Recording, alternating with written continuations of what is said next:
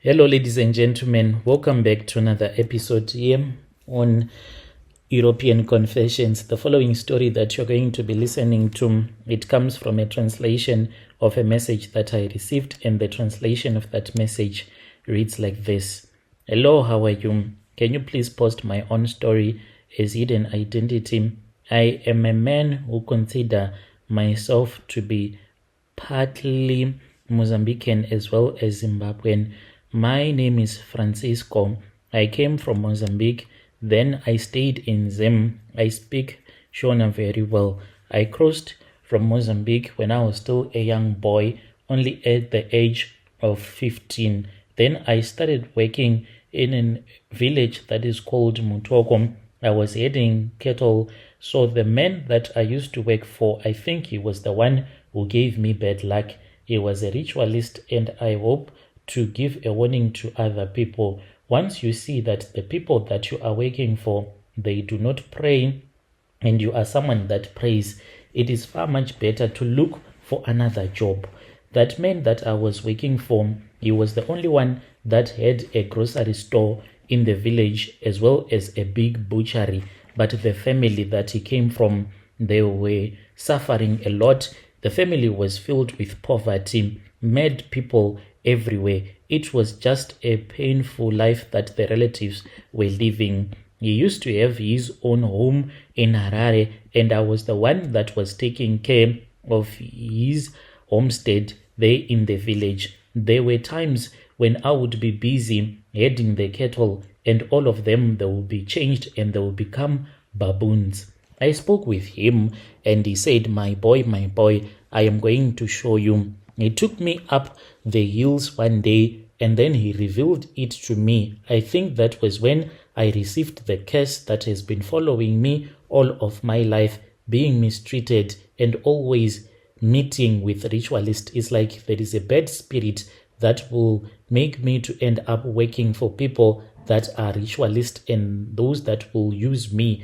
for their rituals. When we went into the hill, we climbed up and we went to this cave, and I saw that there was a big clay pot, and inside that clay pot there was blood. This blood, it was as if it was boiling. He told me that it was the blood of his relatives. Each and every time that one of his relatives died, then one of his tokology will go suck the blood, and then it will vomit the blood into that clay pot. That is what brought him the money. And he said, all of these cows that you see, they are not real cattle. Rather, they were baboons. Yes, Brother Nashi, they were baboons. This is how he used to make money from white people, those that would be buying livestock at the auction. So he would go with the cows in which they were baboons, and he would sell them at the auction and get the money. When the person would have bought the livestock, returns back with the livestock to his farm, one by one, the cows, they will start to die. And you will think that maybe your cows are dying because of diseases. No, this was because you would have bought a baboon thinking that it is a cow.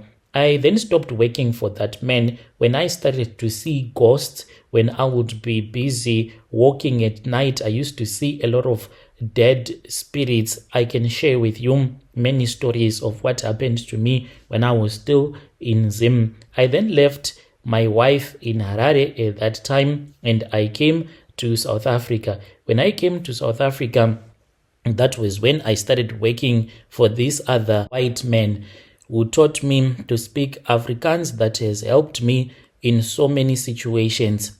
When people are getting arrested, I switch over and I become more like a black colored and I speak in Afrikaans. That man, even though he taught me a lot of things that I know, but this man, he was not a nice man and he hid his character behind the Bible. He would make you pray in the morning and he would say that you are a dog. Sometimes he would even say you are a bobojan, and that means that you are a baboon, insulting us. But I needed each and every rand that he was giving to us. One evening, That was when we were busy preparing one of the horse that had been bought by the man who became my boss, who owns a funeral parlor. The man had just bought his small farm, so he wanted a horse on that farm. At that time, that was when our boss started abusing us in front of the customer, saying that we were Popojans. So they started arguing about the new South Africa, and he said these ones, they were just foreigners. That did not even matter. So that man later on, he asked me a lot of questions where I came from, and when he heard that I was from Mozambique, he said that he wanted to give me a job. I said, God, thank you. I did not know that this man owned a mortuary. He took me and he said, since you know a lot about horses, I even have a certificate about horses, anything about them, I can tell you, I can look after them. I started working on his plot, looking after the first horse, the second one, and the mini horses that he bought as well. So he never stayed at the plot as such. He would just come with his kids, ride their quad bikes, and return back to the big city. Then he told me that he wanted me to work at his funeral home. This was after I had learned that our boss, he was in the business of doing that. When I started working for my boss, my job was to dig the graves, but to dig these graves in a shallow way, and then to spirit some charms in that grave. So many graves that we dug up that were less than 2 meters. These graves, when people were looking at them, anyone that would have come to bury their loved one, when they would be looking at the grave, they would think that it is the correct size, but we would have used some charms. Then they would bury their loved one. After that, the boss will send other people. He used to send some other South Africans, and later on when they got arrested, but for a different crime, that is when he started to send me and another man that was from Zim as well. We used to do that dirty work of removing the dead bodies after you would have buried your loved one. Then we come back late at night. We clearly leave a big sign, knowing that when we come back, we do not want big trouble. We just open it up and then we can take the body. We used to put this body in a wooden old wheelbarrow. Those old wooden wheelbarrows, that is what we used to use when we would have removed the body of the person. Our boss will be waiting for us, load the dead body on his vehicle. He would drop us at the robot which led to our location where I was staying, and then he would go on his way.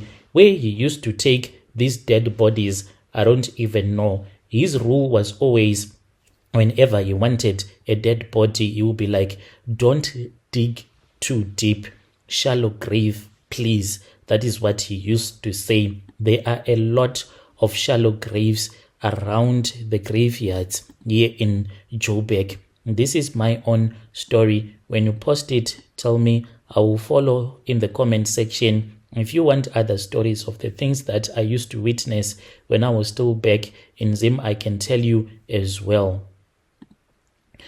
Dear listeners, right there was a message that was sent to me by one of our brother. Strange things indeed they do happen in this world. Yo.